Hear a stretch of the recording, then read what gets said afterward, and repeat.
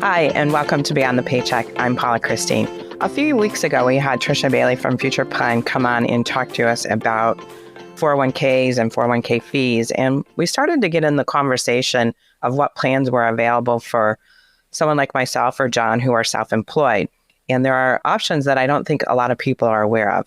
So I've asked Tricia to come back today and talk about the options for the self-employed. So welcome back, Tricia. Thank you so much for having me, Paula. I appreciate you guys. So I know, because I contribute to a SEP IRA, so I know that's one option for me as a self-employed individual. I know that I can put $66,000 away each year. Yes. Just know, too, that it's 25% of your income up to $66,000. So if you didn't quite meet the $66,000 at 25%, you would have been capped at that number. Okay. So I know the other options we have are a simple and a traditional or Roth IRA, which are very low contributions for a self-employed person. Yes. So let's talk about the solo 401k. I know that it's one of the best savings vehicles, I think, for a self-employed person. And actually, it can be a self-employed person and their spouse, correct? Absolutely. Yeah. So talk a little bit about what a solo 401k is. Yeah, for sure. So I know you pulled some of the numbers, right? Like how much you can contribute or not contribute. And you're right with the SEP, it's $66,000, but it's not a deferral, right? It's a company contribution. And so I think that's important to note because as a self-employed individual, it's not money coming out of, say, your check. It's an employer contribution to the plan. With a simple or a 401k, you're making a contribution to yourself and then potentially giving yourself any matches, especially with the 401k. So the simple, I can put up to $15,500. If I'm over 50, I can do an additional $3,500. That's not a lot, but it doesn't really cost anything to get one of those going. But with a 401k safe harbor, I can do up to $22,500, and then I can do a catch-up contribution for $7,500. So that's me making a contribution out of my quote-unquote pay or my profitability, right? But then I can also make an employer contribution and I can get up to the $66,000 that you get with the SEP. So you can actually get to the $66,000 by just doing a 401k, a solo 401k. And you can do that, like you said, an owner and a spouse without any kind of issue. Does a spouse have to be employed with the company? They do. So either they have to be a partial owner or they have to receive W-2 income. And that W-2 income could be 100% or up to the $22,500, correct? Yep. Now, you can contribute up till tax day for the prior year. So with a SEP, you can contribute up to tax day. With a 401k contribution, you have to get it in by 12/31 if you're on a 1/1 to 12/31 calendar year. Okay. So that $22,500 has to be in by 12/31. The additional profit sharing amount can go in up until you file your taxes, yes. Which would make sense because you have to know that your total adjusted gross income before you can determine what the company portion would be, correct? That's exactly right, because you don't know what you made until the end of the year or whatever. You don't know what you make really till your taxes are done. At least I don't, because I'm going to take out all expenses. Yep, exactly. So let's say that I'm fortunate enough to make $300,000. And in that $300,000, based on the solo 401k, I don't even know what the number is, but let's just say it's only $66,000 that I could put away.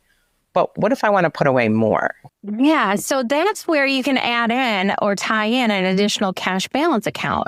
And that matches up with age as well. So again, if you're married and your spouse is also in it, you can increase their W-2 income if they're not an owner to accommodate that, right? So if you are making $300,000, and let's just go with $330,000 because that's what we can actually factor in for our calculations. Okay. If you're somebody that makes $330,000 and you're 50 years old, just with a 401k, you can do $39,900. That's including the catch up. If you do a 401k profit sharing and safe harbor, it's $73,500 if you're at age 50. But if you want that cash balance account, you can contribute up to $261,500. If you're older than 50, that 260,000 number goes up to 300,000, 330,000. It just keeps increasing at the older that you get because it is a defined benefit plan.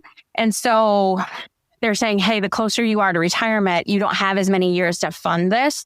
So they allow you to contribute more at that time. Okay, let me make sure I understand this. I make $330,000 after expenses. Yeah. I could put away $261,000. Yes. So that's the maximum number that I can calculate for.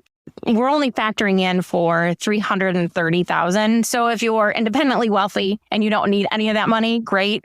Or if you're making actually $700,000, $500,000, you're making a larger number, you would be able to put in, $300,000. If you're age 60, the number is $382,500. That's the amount that you can get up to. I mean, that's crazy. I mean, that's like... The tax savings on that is $172,000. So if you're making $330,000, $700,000, you're like, what do I do? How do I save extra dollars in taxes and that sort of thing? This is a way for you to say, all right, let me sink this into my retirement account. It's still my money. I'm taking it, like I said, from my left pocket to my right pocket. I'm just relabeling these dollars that came in as retirement money. And now I'm reducing my tax liability for that year. Now, remember, everything's treated on a pre-tax basis. So eventually, when you go to pull it out, you'll pay taxes at that time, but you'll probably be in a lower tax bracket when you go to pull it out. And that's why it's always good to work with a good financial advisor to help you make your decisions on those things, like when to pull it out and what have you. So let me ask this question. Let's say that I have a regular job, a 9 to 5, 40-hour week, contribute to my 401k there. But let's say I have a side hustle. Can I use that side hustle to do something like this? Say you're employed somewhere else and you get a company match and you're making the full contribution amount to yourself there, right? You're putting in that $22,500. What you can't do is double up on that. But what you can do is do a cash balance plan. So for example, we have some doctors, right? They work for the hospital. They make great money working at the hospital. And they also go in and they teach courses, they give seminars, they're presenting, they're doing all kinds of speaking engagements, and they're getting compensated for those. That's 1099 income. Now, they can't make an employee contribution any greater than the $22,500, but what they can do is they can take everything that they made, say they made $330,000 in speaking engagements, they can sink that whole amount into this cash balance plan and alleviate their tax liability for that. So the $330,000 is really dependent on your age, though, right? It is. It does. So not everybody can do 300. Not everybody can do that. Yeah. Let's just make sure that everybody knows that. But still, if you think about somebody who has a side hustle and, maybe potentially wants to retire early, and then the tax savings on that money, I mean, this could be huge. Absolutely. If you have somebody that's at age 40, let's just say I've got somebody that's age 40 that's out there, that's hustling. They have a job where they're making a decent income. They're making their contribution through that company. They can't double up, but they can put an additional, for 40, $114,000. And that's going to give them, a $70,000 tax savings if they're in the highest tax bracket, right? Assuming they're in the highest tax bracket. So even at a younger age, you're able to contribute a significant amount. You know what, Jen? I think we need to go get a side hustle. Yeah, really. I'm just picturing the cartoon, money bags being held over by Wile E. Coyote, just handing the bag over. Yeah, I mean, when you think about it, think about a married couple that, ideally, if you're setting yourself up in a really good situation, you're living on one income. Right. And the other person is self-employed. And you could bank all that. Can you imagine how wealthy you would be? I'm dumbfounded because you just think about the math, and really it's about the ability to do it. It's the ability to be able to put that kind of money away. And that's not, everybody can't do that. But even if you have a side small hustle, knowing that you could put all that away and it wouldn't be taxable to you. Absolutely. And it's nice in the way that, these have been around since 1985, so they're not new, but I will say that they're not as commonly utilized as you would think. A lot of CPAs don't talk about them or realize that they exist. So I do get out and give CPA presentations and that sort of thing, give CE credits. So if any of your listeners are like, oh, I want to have some CE credits, I can help them with that sort of thing. It's underutilized, but it is such a great avenue for saving. Now, granted, this is a pension, right? It's a defined benefit plan. So we're bringing back, say, a privatized pension.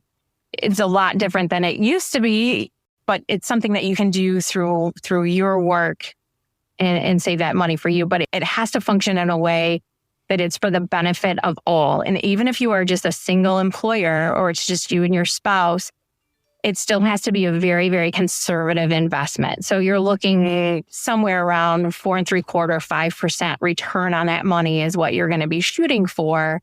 So it's not going to have the ups and downs that you would see on your 401k or on your SEP or anything like that, the fluctuations that you would have in your regular stock market. This is more of your steady Eddie, right? You're like, okay, and we can tell you what the maximum you can contribute is based on your income and your profitability and that sort of thing.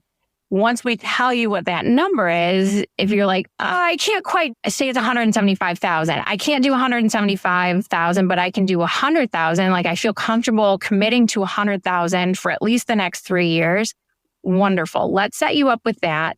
You make your contributions and you're getting that steady return on that money. And again, that's where a good financial advisor comes in because you're going to be shooting to or aiming for that percentage. So you have to contribute the same amount for 3 years? The IRS is a little fickle about it because they don't want people to set these up just as a way for you to sell your business, right? And avoid the taxation. They don't want you to just set it up for 1 year and forget it. Now, should something happen and you have a business reason that you have to shut down or, I mean, heck, a COVID year, right? And you just don't have that money to contribute. As long as the plan is designed in a way to say, yes, I'm going to contribute $100,000 or X amount of profitability of my business or my side hustle. So if you only made 40 grand that year, you're not going to be expected to put in 100,000. So it's very important that your plan design is written in a way that you would not be on the hook for that full 100,000 because a lot of plans are actually written that way. Because if you can't make that additional $60,000 contribution because you didn't actually earn it, and you just don't have it, you still have to make that contribution. So make sure that you're with the right TPA, third-party administrator, that sets out the document correctly. Absolutely. But let me ask you this question. After the third year, can you still contribute? After the third year, you can contribute if you're like, hey, you told me I could do 175,000. You know, we put in the pool, we did all the things. I want to save more. Like, I don't want to just limit myself to the 100. Can we bump it up? Absolutely. So we'll give you a minimum and a maximum and a happy number in between and say, try to make it somewhere in between. If you have a hard year and you know you're going to have a hard year before June 1st, you can always freeze your plan by June 1st and not be stuck to those contributions too. So there are some loopholes or ways to get around certain things. No, that's really cool. I think it's a great savings tool for people who are making a substantial amount of income. 401k is great if I'm making a regular income and I'm able to set that money aside for myself and it's going to be very important to retire on. But if I'm a high net worth person and I'm making higher income, is 22,000 going to get me to retirement? Is 39,000 when I get to, age 50 and above going to get me to retirement? No. Is 66,000 going to get me to retirement? It's going to be tough if I'm making $300,000, $500,000, $700,000 a year. But if you have the capacity to sink in an extra $250,000 for yourself, that's a very relevant number. That is going to make a huge impact for you because that number is going to keep growing, right? Correct. At about 5% every year. And if you think about it, if you're young and you're hustling and can do something like this, I mean, just the compounding alone over, 30 or 40 years could be huge. Absolutely. Now, just know that you have to pay yourself a significant number, right? So if you are W-2, you can't just say, I'm earning $1 million in my business, but I only pay myself 60,000. It's like, no, you gotta bump up that number, right? To make the math work. So there are some things, some nuances. Or if you take too many deductions and you are a sole proprietor or that sort of thing, there won't be enough money to be able to sink into it, right? So Right. those are just some watch outs, I would say, for individuals. I mean, you have to have the money to do it. Absolutely. Now, this has been really enlightening. So, John, do you have any further questions? No, like I said, I just keep seeing dollar signs the more Tricia talks. It's just such an amazing way for you to be able to save taxes, right? Like you're setting this aside for yourself, you're earning money on this, but you're not paying a huge tax bill this year, right? Like I had one dentist, I think he was paying $75,000 in quarterly taxes. And when we designed the plan for him, we were able to shrink that down to about $30,000 per quarter that he had to send in. And he's like, how come nobody told me about this before? So there's a need. There's definitely a need for it. It's a niche, but it's for the right client and the right person. And succession planning, as long as you plan, hey, I'm going to buy you out within 3 years. Maybe I'm going to buy you out for, Paul, I'm going to buy your business. Jay, I'm going to buy you out of this podcasting business, right? So I'm going to give you $900,000 for the business. I'm sure it's worth more. I'm just bear with me with my analogy. So I'm going to give you $300,000. I'm going to come work with you for the next 3 years. And I'm going to make a contribution into the cash balance for $300,000 for the next 3 years. That when you go to actually retire or sell it to me or whatever the case may be, however we have it designed with our attorneys, because there's also a selling agreement beyond the cash balance account. You're not going to be hit with a tax bill for $900,000 written in a check that year, right? Mm-hmm. So you just saved a fortune. Or even in capital gains, because depending on how the business is sold, it can either be ordinary income or capital gains. That's a super simplified analogy, right? Like it's definitely a little bit more complex than that, but it gives you an idea that you can use it for succession planning. I know we're talking about solo business owners right now, but if you've got a child that wants to buy out their parents, something like that, this is a great way to transfer that money or transfer that business and leave that legacy behind for your children and not get killed with taxes. No, great information. Very eye-opening for me. And now my brain is starting to work, and I know John's seen the money bag. So thank you. I mean, this has been fabulous. And you're right. I don't talk enough about it. And I'm sure other advisors and CPAs are not talking either. So it's something that needs to be talked about a lot more.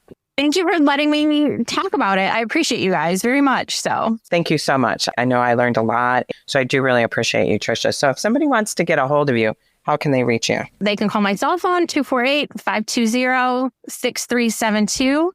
And they can find me at tricia.bailey@futureplan.com. And I can tell them the exact information that I need, dates of birth, dates, hire, like when did you start your company? And, how are you taxed? And ask some very basic questions. They don't even have to tell me the name of their business. They don't even have to tell me if they make more than $330,000. They want to keep that confidential, right? So. Okay. If you'd like to reach out to me, you can reach me at my email at paula@paulachristine.com or check out my website at paulachristine.com. Thanks again, Tricia. Great information. So next episode, Tricia's coming back and we're going to talk about some of the Secure 2.0 changes that are happening when it regards to retirement plans. Thanks again, Tricia. Thank you so much for having me.